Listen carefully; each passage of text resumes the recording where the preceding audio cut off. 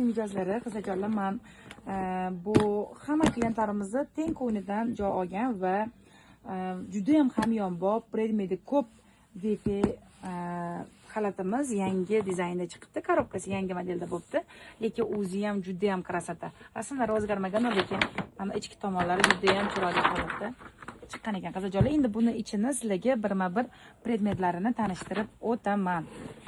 Xo'p, qizajonlar, mana bunaqa bayni sochig'i bo'ladi.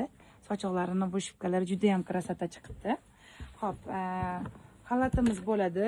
Yangi kelinlarimizga mos bo'lgani uchun 1 XL gacha, L dan 1 XL gacha bemalol tushadigan xalatlari bo'ladi. Balchimerka emas. Chetlarni ham ko'rishingiz mumkin. Juda ham chiroyli shipkasi va mana bu yuz sochig'i bo'ladi. Xalatini rasvetkalari o'zgarib boradi. Xo'p, buning ichida anaqa tapchkasi va sushkasi bo'ladi. Qalingina, ichi namni zo'r oladigan.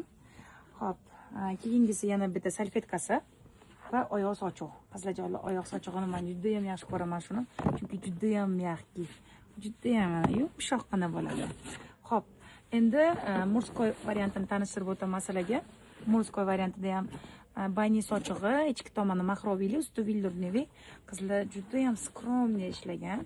Bu xalatimizni har qancha maqtasa va ishlatsa oz. Xo'p, mana bu yuz sochig'i bo'ladi.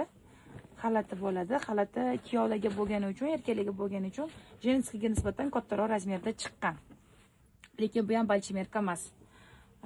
Xo'p, bunda tapchkasi bo'ladi va mana qo'l sochig'i, kuyov sochig'imiz ham qanaqadir haligi приятный hid taratuvchi запахный nima deydi, o'sha kiyimlarga atiri va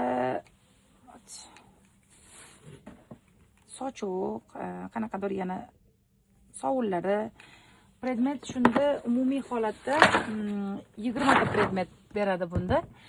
Bemalol kelinlarimizni hozir hammomlarini bezatib kelsangiz bo'ladi. Nima qildi?